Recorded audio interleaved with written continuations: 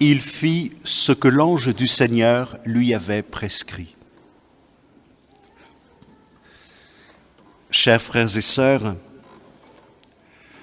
pour dire qui est Jésus, Matthieu ouvre son évangile par la chaîne des générations qui conduisent à lui.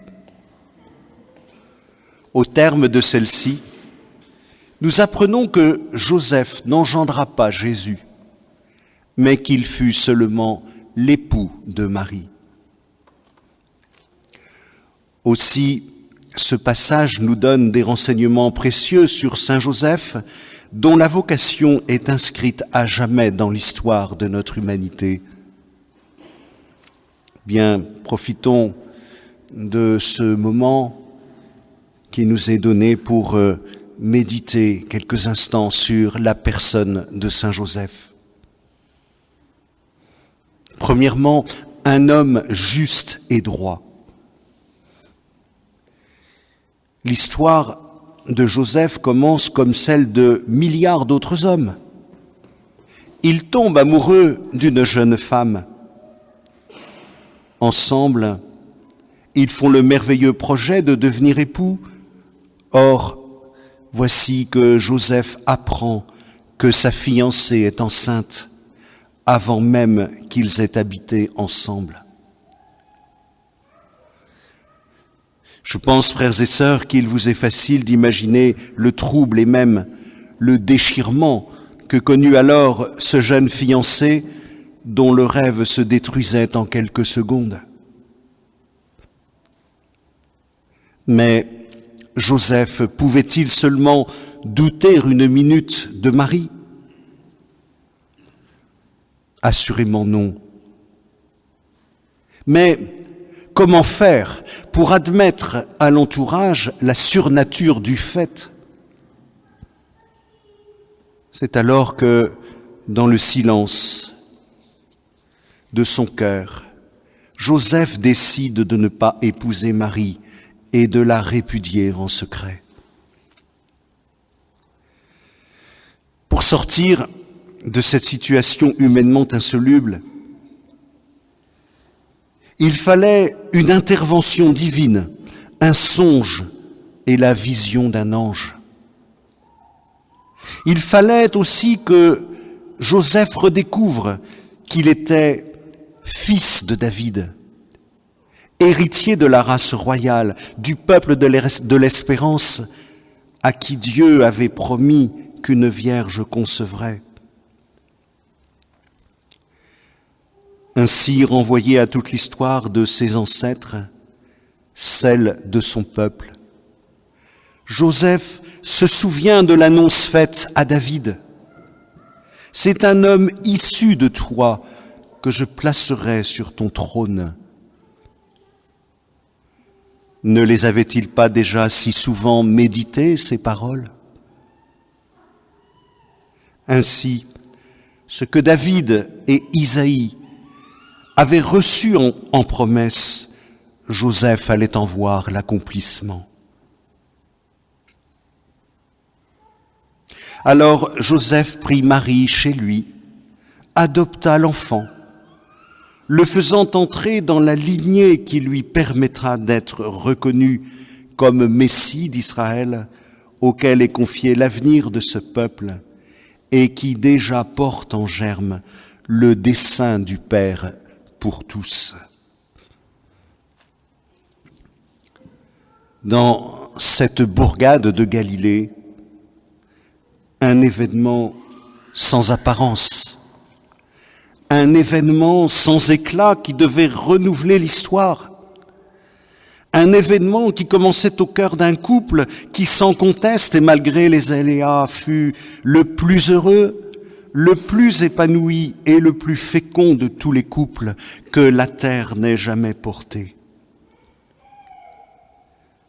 Voilà, frères et sœurs, comment, d'un homme et d'une femme, Dieu réalisait des merveilles, nous donnant Jésus, vrai Dieu, né de l'Esprit Saint et vrai homme d'une descendance issue de David.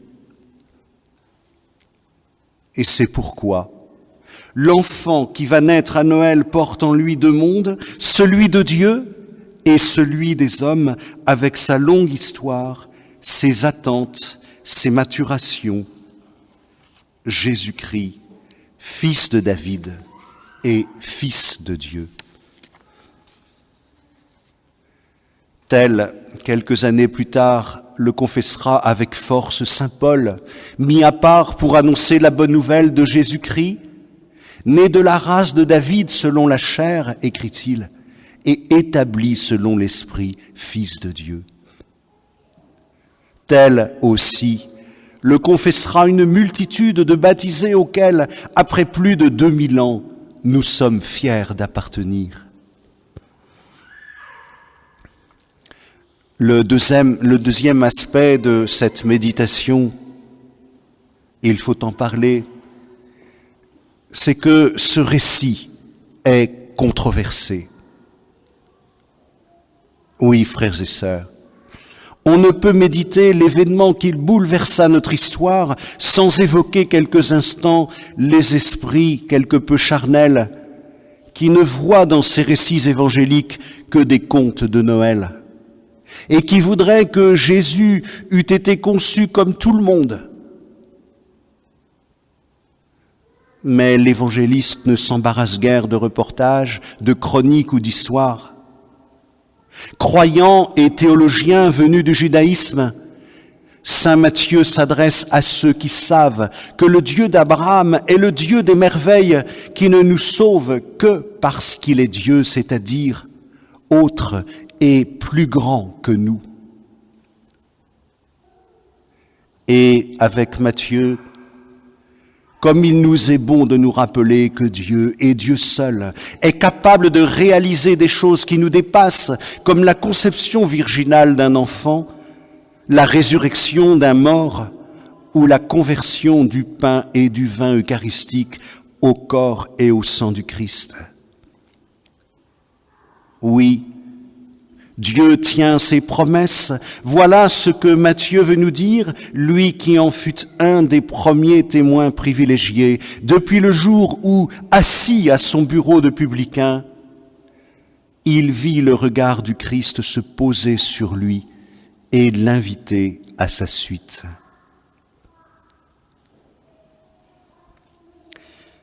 Un troisième point de notre méditation, c'est de voir combien Joseph, mais aussi Marie, bien sûr, sont un modèle pour tous les amours. Il est clair, frères et sœurs, que l'annonciation faite à Joseph ne peut se lire ni se comprendre avec nos seules conceptions terrestres. C'est pourquoi il est vain de laisser vagabonder l'imagination qui ne conduit nulle part et ne peut atteindre les vastes étendues de la foi.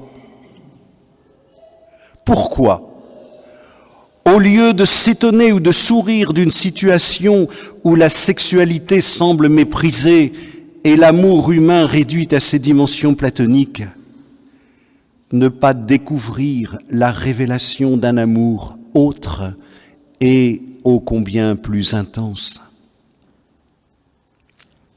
Ainsi fut l'amour de Joseph pour Marie. Un amour qui s'est fait respect de son mystère et de sa liberté.